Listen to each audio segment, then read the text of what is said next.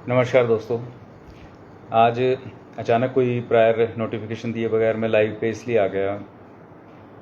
कुछ शब्द कहना चाहता हूँ। आज 10वीं और 12वीं के रिज़ल्ट जो हैं डिक्लेयर हुए हैं सीबीएसई के। बहुत सारे बच्चों ने अच्छा किया है और बहुत सारे ऐसे भी रहे हैं जो एज़ पर एक्सपेक्टेशंस जो था वो अचीव ना कर पाए। तो एक्सपेक्टेशंस हैं, खैर वो जब पूरी नहीं होती हैं तो फ्रस्ट्रेशन और एग्रेशन और या फिर डिप्रेशन कहीं ना कहीं तो चली जाती हैं, ठीक है ना। जिन्होंने अच्छा किया वो बधाई के पात्र हैं और उनके आगे के जीवन के लिए मैं शुभकामनाएं उन्हें देता हूँ। और किसी कारण से जो बाकी लोग ऐसे हैं जो अच्छा ना कर पाए वो निराश ना हो। वो चाहे आज मतलब ये लाइव बाद में जो भी सुनेगा, चाहे वो कोई खुद स्टूडेंट रहा हो 10वीं 12वीं का, या उनके माता पिता हों, या उनका कोई भी नियर डियर जो है, जो भी ऐसे किसी भी व्यक्ति से संबंधित हैं जो 10वीं 12वीं का जिनका आज रिज़ल्ट डिक्लेयर हुआ है, तो आज कुछ शब्द उनके लिए मैं कह रहा हूँ। और जिस भी किसी को शायद इसकी ज़रूरत होगी, शायद उसके वो बात काम आएगी। और मेरे अपने विचार हैं, ज़िंदगी का अनुभव है। काफ़ी लंबे समय तक मैं एजुकेशन के फील्ड में रहा हूँ, काउंसलिंग करता रहा हूँ स्टूडेंट्स की। तो एक स्टूडेंट की साइकोलॉजी बहुत अच्छे से समझता हूँ मैं। और जिन बच्चों ने सही बात मानी वो आज ज़िंदगी में कामयाब भी बहुत हैं। तो देखिए, अहम बात क्या है, पहले जो 12th वाले हैं उनके लिए बोल रहा हूँ। देखो, जिन बच्चों का आज उनकी उम्मीदों के अनुसार रिज़ल्ट अच्छा ना बना, वो सबसे पहले चीज़ ये समझ के चलिए कि ये दुनिया का कोई अंत नहीं है, ठीक है ना। आपके हाथ में जो था, आप अपने बस में जो था, वो आज से एक डेढ़ महीने पहले तक, 15 जून से पहले तक जो लिख के आ सकते थे लिखाए, ठीक है ना। क्योंकि यही कर्मों का हिसाब किताब है। आपके हाथ में कर्म था, ठीक है ना। कर्मण्येवाधिकार से कर्म करने का अधिकार आपके हाथ में था। पूरा साल आपको मिला, पूरे 2 साल आपको मिले, जो भी स्ट्रीम आपने चूज़ करी उसके हिसाब से। 11th आपने की, 12th आपने की। आप अपनी तरफ से जो बेहतर कर सकते थे, जो भी साधन आपके पास थे, आपको उपलब्ध कराए जा सकते थे।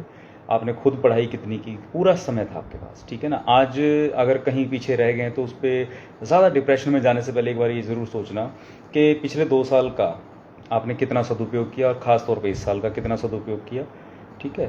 तो किस चीज़ को ब्लेम देना है, ठीक है ना। एक प्रयास था, जैसे कहते हैं ना कि एक्सपेरिमेंट आप करते थे। जितने साइंस स्टूडेंट हो वो समझते हैं इस बात को। आपके हाथ में ये ज़िंदगी भी एक एक्सपेरिमेंट ही है। आप एक एक्सपेरिमेंट करते हैं, एक प्रैक्टिस करते हैं, एक खिलाड़ी की तरह गेम है ये। आपने प्रयास किया, खाली हाथ तो आप फिर भी नहीं आए, अनुभव तो आपने फिर भी हासिल किया है, ठीक है ना। फ्रेशर नहीं रहे आप। फेल दुनिया में कोई नहीं होता, ये कहने की बातें होती हैं। ये केस रिपीट करने का मौका मिल गया आपको, अपने आप को और बेहतर तरीके से मांझने का, परफॉर्म करने का और मौका आपको मिल गया। आप ये समझ के चलिएगा, ठीक है। हौसला बुलंद रहना चाहिए। अगर किसी इंसान के पास हौसला बाकी है ना, तो उसने अभी तक कुछ नहीं हारा है। ये समझना ज़रूरी है। मैंने बहुत ऐसे बच्चे देखे हैं जिनकी उम्मीदें 99% की थी, 100% की थी। उनका एक नंबर कट जाए तो वो डिप्रेशन में चले जाते हैं। मैंने ऐसे बच्चे भी देखे हैं जिनको खाली पास होना ही उनके लिए, 50% मार्क्स भी अगर आ गए तो वो मिठाइयाँ बांटते फिरे। तो ये चीज़ अपने अपने लेवल पे, अपने अपने स्तर पे, अपने माहौल के हिसाब से चीज़ें काम करती हैं। लेकिन निराशा नहीं होनी चाहिए ज़िंदगी में, याद रखना। क्योंकि निराशा आपकी जितनी भी, जो भी आपने हासिल किया है उसको, उसके महत्व को घटा देगी। ये सोचने का समय है आपके लिए, क्योंकि अभी 12वीं हो गई है आपकी। जो भी नंबर आपके पास आते हैं, अब इससे आगे की यात्रा कैसे करेंगे। लेकिन एक विचार ज़रूर करना, जो मैं सबसे इम्पोर्टेंट बात आपको कहने जा रहा हूँ। क्या विचार करना, आपने जो भी सब्जेक्ट लिए थे, जिस भी लाइन में आए थे, वो किसी के कहने से आ गए थे, दोस्तों की वजह से, माँ बाप के प्रेशर में, कुछ भी वजह से आ गए थे। लेकिन अगर आप अच्छा परफॉर्म नहीं कर पाए तो जाहिर सी बात थी कि आप उस फील्ड के लिए नहीं बने थे। ये हमारे देश का एक सिस्टम बन चुका है कि यहाँ सिर्फ साइंस की स्ट्रीम्स हैं जो उन्हीं को ज़्यादा तवज्जो और इम्पोर्टेंस दी जाती है। मतलब मैं ये नहीं कहता कि किसी में कमी है, लेकिन इंसान हर फील्ड के लिए नहीं बना होता, ठीक है। हर बच्चा, अब ये हालात ये हो चुके हैं क्योंकि एजुकेशन एक बिज़नेस बन गया है। तो बिज़नेस के अंदर तो मुनाफाखोरी देखनी है। सबसे ज़्यादा मुनाफा किस में है? साइंस स्ट्रीम्स के अंदर है, क्योंकि बड़े बड़े इंस्टीट्यूट के साथ स्कूलों के टाई अप रहते हैं। सबसे मोटी कमाई वहाँ से होनी है। तो हकीकत ये है कि जो बच्चा ह्यूमैनिटीज़ में अच्छा कर सकता है उसको भी साइंस में जा करके ज़बरदस्ती डाल दिया जाएगा। जो कॉमर्स में अच्छा कर सकता है उसको भी साइंस में जाके डाल दिया जाएगा। जब मैं साइंस बोलता हूँ तो मेडिकल, नॉन मेडिकल दोनों की बात कर रहा हूँ। क्योंकि दुकानदारियाँ, बिजनेस बहुत, बाजारीकरण जिस चीज़ में आ जाए ना, वहाँ पर यही हाल हो जाता है। अब ये स्थिति बन गई है साइंस स्ट्रीम वालों के लिए, ख़ास तौर पर मेडिकल, नॉन मेडिकल दोनों के लिए, कि आप ये समझिए कि जैसे आपने पानी के अंदर 4 पैर वाले जानवर को भी डाल दिया, जो ज़मीन पे बहुत अच्छा दौड़ सकता है, चल सकता है। सबसे तेज़ कौन दौड़ता है? चीता। मछली को भी उसी पानी के अंदर आपने डाल रखा है। सबको एक ही पानी में चलने की ट्रेनिंग आप दे रहे हैं, मगरमच्छ को भी, कछुए को भी, सबको उसी में दे रहे हैं ट्रेनिंग, और आकाश में उड़ने वाले पक्षी को भी। और सबसे ये एक्सपेक्ट करना कि भाई वो सबके सब पानी के अंदर जो है ना बहुत बढ़िया परफॉर्म करें, ये पॉसिबल ही नहीं है।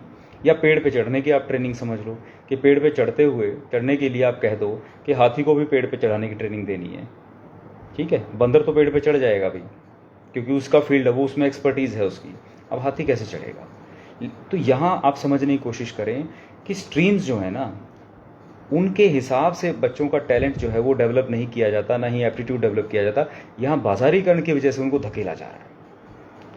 माँ बाप को सपने दिखाए जाते हैं, सब जगह दिखाए जाते हैं। यहाँ एक्सीलेंस के पीछे कोई नहीं जा रहा है। लोगों को मालूम ही नहीं है कि पढ़ाई का, एजुकेशन का पर्पज़ क्या है, मतलब क्या है।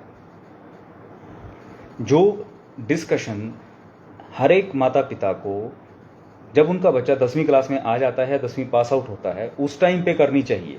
ये समझना चाहिए कि उनके बच्चे का इनबिल्ट स्किल है क्या, उसको उसी डायरेक्शन में आप लेके जाएं। भाई ये पक्षी की तरह उड़ सकता है आसमान में, मछली की तरह पानी में बहुत अच्छे से तैर सकता है, या ज़मीन पे चीते की तरह दौड़ सकता है। तो उसके गुणों के, इनबिल्ट स्किल्स के अनुरूप उसके लिए फील्ड क्यों नहीं चुनते आप लोग? अब अपनी इच्छाओं के हिसाब से कोई सब जवाब किसी ने दिखा दिया, उसके हिसाब से कोई भी फील्ड, देखिए सारे बेहतर हैं। मसला क्या है कि आप जिसमें बेहतर हैं, ठीक है, वो समझना ज़रूरी है। लेकिन आप उसी में बेहतर होंगे ना जब आपका पता लगे कि आपका स्किल क्या है। लेकिन इस पर तो कोई मगजमारी करता नहीं है। बहुत सारे साइकोलॉजिस्ट लोग आ गए हैं, टेस्ट वगैरह भी लेते हैं, कुछ अपने उनके तरीके हैं, जो अच्छे हैं, जानकार हैं। वो भी ज़्यादातर क्या करते हैं, आपसे पूछ पूछ के आपको ही बता देंगे। हमारे तो सनातन धर्म में शुरू से चला आ रहा है। ज्योतिष विद्या इसीलिए बनी हुई थी।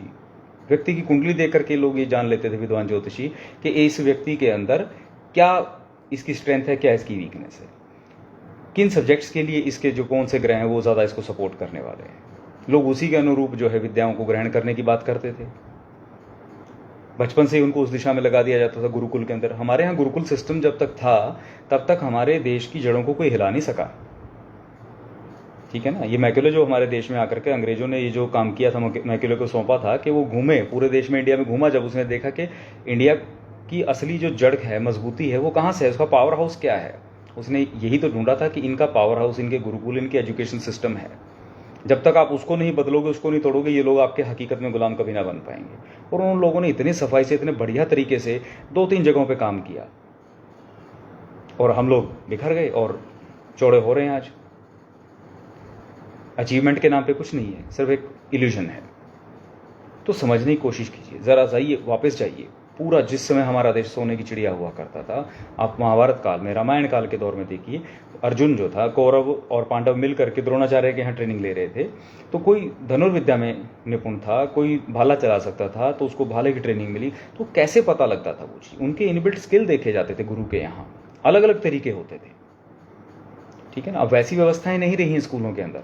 अभी तो हालात ये हो चुके हैं कि किसी स्कूल के अंदर, मैंने छोड़ दिया ये, बहुत पहले मैं जब जाता था और ये चीज़ें देखते थे तो वो लोग इस चीज़ पे चर्चा ही नहीं करना चाहते थे, और कई तो हकीकत में बोल देते थे कि हम मजबूर हैं। प्रिंसिपल लोग समझते थे इस बात को कि आप बिल्कुल सही कह रहे हैं कि बच्चों का अगर 9वीं 10वीं के दौरान ही उनका स्किल आइडेंटिफाई करके उसी के अनुरूप उनको सब्जेक्ट दिलाए जाएँ तो वो बच्चे बहुत आगे तक निकलेंगे। लेकिन उनकी मजबूरियाँ, वो बोलते थे कि मैनेजमेंट मैक्सिमम स्कूलों की जो है वो सिर्फ अपना बिजनेस देखती हैं। बड़े बड़े इंस्टीट्यूट्स के साथ उनके टाई अप हो चुके हैं, क्या कर सकते हैं। ये बहुत भयावह स्थिति है आने वाले समय में भी देश के लिए। हर साल देश में 4 लाख से ज़्यादा इंजीनियर पास आउट हो रहे हैं। कहाँ से जॉब मिलेंगी इतनी, कहाँ लाएंगा? और क्वालिटी के नाम पे कुछ भी नहीं। क्यों नहीं है क्वालिटी? क्योंकि जो ह्यूमैनिटीज़ के लायक बचा था, कॉमर्स के लायक बचा था, आपने उसको भी इंजीनियर बना दिया। यार खुद सोचिए ना, वो क्या करेगा? साइंटिफिक टेम्परामेंट नहीं है उस बच्चे का, वो अपने फील्ड में कुछ धमाका कर सकता था। लेकिन आज की डेट में जो हो गया, जिनका रिजल्ट आ गया, अब वो क्या करेंगे? आप लोगों को, आप स्टूडेंट हैं, वो जो सुनेगा वो भी समझे, और उनके माँ बाप भी समझे, निराश नहीं होना है। ज़िंदगी कभी ख़त्म नहीं होती, दोबारा मौका देती है।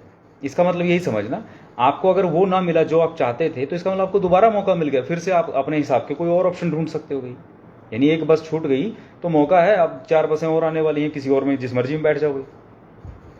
पॉजिटिव एटीट्यूड लेके आओ कि ईश्वर ने दोबारा मौका दिया है, फिर नई शुरुआत करो। अपने स्किल को देखो, ढूंढो, समझो, खुद ना कर सको किसी एक्सपर्ट की सहायता लो, ठीक है ना।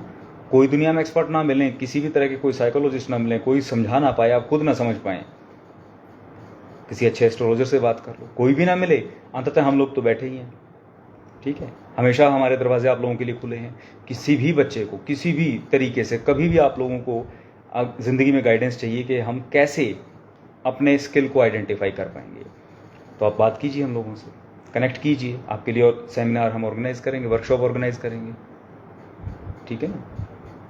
सबसे बड़ी इन्वेस्टमेंट ज़िंदगी में दोस्तों समय होता है। आप समय सही जगह लगा दोगे ना तो आपको ये बहुत कुछ ला करके देगा। गलत जगह लगाओगे तो ज़िंदगी में वो फिर वही चीज़ें निकल के आएंगी। तो हताश नहीं होना, निराश नहीं होना। जो आ गया, जो हासिल हो गया, अब ये देखो इससे आगे क्या शुरुआत कर सकते हैं, ठीक है। तो एक चीज़ ये रही, जिन बच्चों ने 10th कर ली है इस साल, अभी आज अच्छा स्कोर आ गया हो चाहे एवरेज रह गया हो, वो भी अपने लेवल पे ये चीज़ समझें, और उनके माँ बाप भी, कि अभी समय रहते अगर ये 2 साल उन्होंने अपने स्किल के हिसाब से कोई फील्ड चुन लिया तो आगे का रास्ता ज़िंदगी का आसान हो जाएगा, वरना स्ट्रगल ही स्ट्रगल है।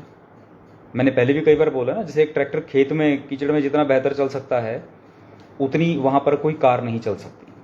अगर आप एक लैम्बोर्गिनी की बात करेंगे, आप किसी बढ़िया और स्पोर्ट्स कार की बात करेंगे, वो प्लेन रोड पे जितना चलेगी वो खेत में उस जगह थोड़ी ना चल पाएगी जहाँ ट्रैक्टर चल सकता है, क्योंकि वो फील्ड ही ट्रैक्टर का है, ठीक है ना। सबकी अपनी इंपॉर्टेंस होती है। अपनी जगह पर अगर आप सही से काम करेंगे तो आप बेहतर परफॉर्म करेंगे, और दुनिया में काउंट होती ही परफॉर्मेंस है दोस्तों, ये मेरी बात याद रखना।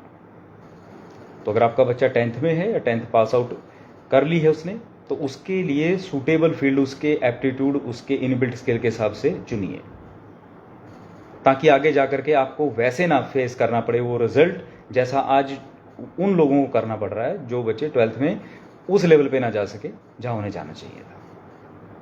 क्योंकि पहले हमारे देश में एजुकेशन सिस्टम का बंटाधार तकरीबन हो चला है, ठीक है।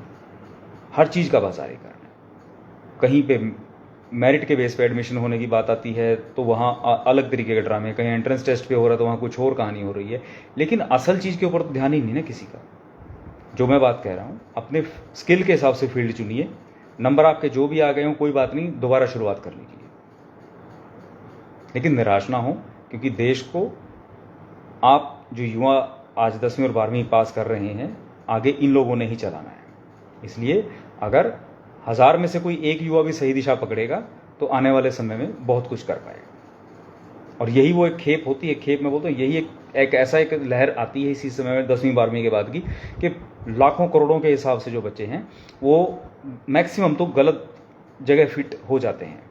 बहुत गिने चुने ही होते हैं जो यहाँ से सही से निकल पाते हैं। यही कारण है देश में मैक्सिमम जो प्रोडक्ट हैं अपने देश के, मैक्सिमम जो हमारे देश की पॉपुलेशन है, युवा जिसको हम बोल करके खूब चौड़े होते हैं लोग, पॉपुलेशन एसेट है हमारे देश की, लोगों को मालूम नहीं है। ये एक तो एक प्रोपेगेंडा है जो लोगों ने चला रखा था। ये हकीकत है कि एशिया की पॉपुलेशन ही दुनिया में राज करने वाली आने वाले टाइम में। आप उठा करके देख लीजिए पूरी डेमोग्राफी पूरे वर्ल्ड की, लेकिन तो वो दिशाहीन है, उनको स्किल ही नहीं है उनके पास, तो करेंगे क्या? वो मजदूरों की तरह ही काम करेंगे। लेकिन जिनको अपने स्किल पता है, जिन्होंने अपने आप को तैयार किया और आने वाले समय में भी कर लेंगे, वो हकीकत में राज करेंगे, ठीक है ना। तो देश की पॉपुलेशन वो एसेट है, कोई लायबिलिटी नहीं है, इसलिए किसी और प्रोपेगेंडा में मत जाइएगा, लेकिन खुद को तैयार करें। अवसरों की आपके पास किसी के पास कमी नहीं रहेगी, आप में काम करने की हिम्मत होनी चाहिए। बस यही मुझे कहना था। निराश ना हो और नए सिरे से शुरुआत करें। और अगर कहीं किसी को लगता है कि वो कुछ नई दिशा उनको नहीं मिल पा रही है तो हम लोगों से कांटेक्ट करें, तो हम लोग सेमिनार करेंगे, वर्कशॉप करेंगे, जो भी आप लोगों के लिए बेहतर हो सकता है वो ज़रूर किया जाएगा। महादेव कृपा करें।